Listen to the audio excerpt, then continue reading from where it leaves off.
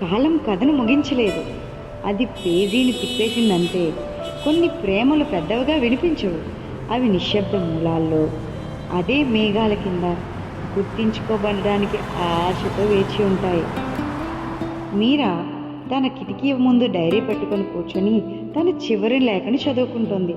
అప్పుడు మీరా తన మనసులో, నాకు ముగింపు ఇంకా రాలేదే, కానీ ప్రేమ మూసుకుపోయేలా ఉండకపోవచ్చు కదా, బహుశా అది తెరిచే ఉండొచ్చేమో, ఎప్పటికీ అంతం కాని ఆకాశంలా అని తన మనసులో తాను అనుకుంటుంది.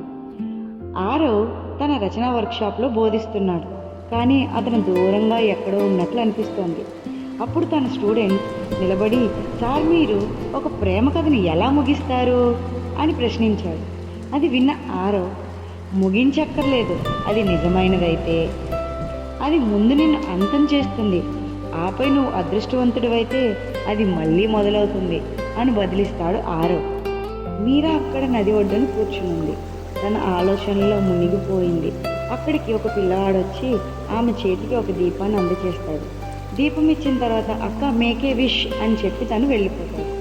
అప్పుడు మీరా, నేను ఇప్పటికే చాలా కోరుకున్నాను, చాలా సంవత్సరాల క్రితం అని మనసులో అనుకుంటూ ఆ దీపాన్ని నదిలో విడిచిపెడుతుంది. అతను ఒక లేఖతో తిరిగి రాలేదు, లేదా ఒక కారణంతో, అతను ఒక ఆశతో మరియు నిశ్శబ్దంతో తిరిగి వచ్చాడు అని అనుకుంటుంది. వర్షం మళ్ళీ పడడం ప్రారంభమవుతుంది. మీరా ఎప్పుడు ఎక్కడ కూర్చుంటుందో అక్కడే కూర్చుని ఉండటం ఆరవ్ చూస్తాడు. ఆమె నెమ్మదిగా వెనక్కి తిరిగింది. వాళ్ళిద్దరు కళ్ళు కలుసుకున్నాయి. చాలాసేపు ఇద్దరు మాట్లాడకుండా నిశ్శబ్దంగా చూస్తూ ఉండిపోయారు. అప్పుడు మీరా, నువ్వు నన్ను వదిలేశావు పూర్తి కాని అక్షరాలతో అని అంటుంది.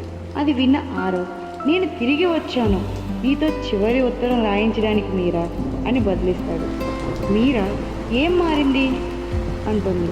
అప్పుడు ఆరవ్, నేను ప్రేమించకపోయినా నువ్వు నన్ను ప్రేమిస్తూనే ఉన్నావు, నేను నిన్ను ప్రేమించకపోయినా నేను మళ్ళీ మళ్ళీ మొదలు పెట్టమని అడగడం లేదు, నేను ఉండమని అడుగుతున్నాను, ఒక్కసారి ఉండు మీరా అని అంటాడు ఆరవ్. ఈసారి రాయకండి, జీవించండి అని బదిలిస్తుంది మీరా. ఆరవ్ మరియు మీరా ఒక చిన్న పట్టణ కేంద్రంలో కవిత్వాలు నేర్పుతూ ఉంటారు. కమలా ఆంటీ తరచూ వస్తూ ఉంటుంది ఆ కవిత్వాలను వినడానికి. అలాగే శ్రీధర్ తన పిల్లలతో అక్కడికి వస్తూ ఉంటారన్నమాట.